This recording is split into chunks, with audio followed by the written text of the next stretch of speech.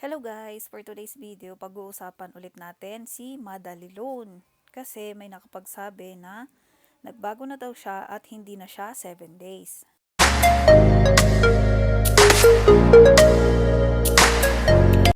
Dinownload ko ulit guys para makita natin kung totoo ba. So ayan guys, pagka-open natin, yung info natin, para ma-restore yung info natin, mag-enter pa din tayo dito ng number natin. Then, ilulunaw agad natin para makita natin kung ano-ano nga yung mga pinagbago. So, ayan, nakikita nyo, nakacheck na lahat yung information natin. Ayan siya, guys. So, ayan, 3,000 pa din ang loan amount na ipapaloan at 20 days na daw siya, dalawang installment ang loan term niya. So, ayan, kung nakikita nyo dyan, guys, every 10 days. So, every 10 days yung repayment natin. So, bale, pati yung loan natin dito ay hinati na din into 2. Hindi na siya buo na babayaran nyo within 7 days.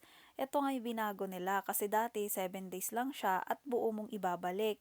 Ngayon, hinati na nila. Yung isang 10 days mo ay yung hati nung loan mo. Tapos, yung 10 days naman, yun na yung full payment mo.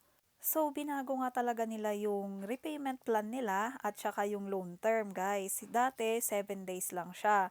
Ngayon, 2 installment mo na siya babayaran. At yung loan mo, hindi na rin buo mong ibabalik within 7 days. Pero guys, lilinawin ko ha, yung 20 days na yon ay every 10 days.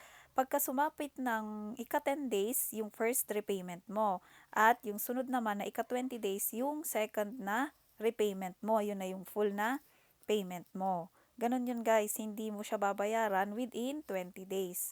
Pwedeng-pwede ito sa mga sumasahod ng weekly guys. Kung kunwari nag-loan kayo, every 10 days naman yung repayment nyo dito.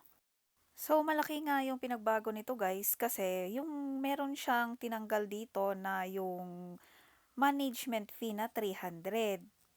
Tsaka, ang pagparehas lang dito, ang parehas lang sila ay yung service fee at transfer fee. Tsaka yung interest. So, kung makikita nyo dito, yung 3,000 na ipapaloan sa inyo, ang kung makukuha nyo na ngayon ay 2,320.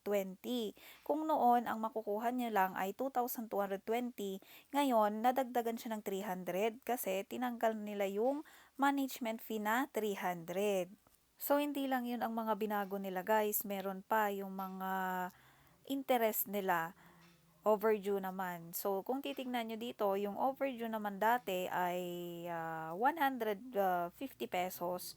Ngayon, binago na lang nila binabaan nila ng 75 pesos. At kung dati, yung overdue interest niya ay 90 per day, ngayon, 45 per day na lang. At, 'di ba, may mga pagbabago nga talaga siya, si Madali Loan. Pero yung transfer fee pa rin dito ay kapag GCash at Bangko, 80 pesos pa rin yung transfer fee niya. Pero kapag remittance guys, yung gagamitin nyo, yun yata yung 130 pesos. So, naging 20 days na siya. Ang payment mo is every 10 days. And then, yung loan mo ay hinati na din into 2. At saka, inalis na din ang management fee kay Madali Loan. Pero kung para sa akin guys na sumasahod ng 15 at katapusan, medyo hindi pa rin okay sa akin yung repayment terms nila. Kasi every 10 days lang, okay lang sana kung 15 days. Malaki na nga yung pinagbago niya pero hindi ibig sabihin na porket nagbago siya go lang ng go guys. Dapat pag-isipan nyo din mabuti kung itutuloy nyo ba yung paglo-loan dito. Hindi ko kayo ini-encourage or hindi ko nire-recommend na mag-loan kayo dito guys. Dapat nasa sa inyo na din yan. Pag-isipan yung mabuti kung anong maganda. In terms of service fee dito guys ay medyo malaki pa din yung 600 na service fee niya tapos may interest pa, 'di ba? So, maghanap na lang din kayo ng mga ibang apps na medyo okay naman. Pero kapag gusto nyo pa din ituloy guys, meron siyang facial recognition. Facial recognition kayo, then i-evaluate nila bago nila ihulog sa withdrawal method yung nilo-loan natin, yung nilo-loan nyo. At para sa mga hindi pa nakakapag-subscribe guys, consider subscribing para ma-update kayo sa mga bago ko pang mga upload na kagaya nito. Bye!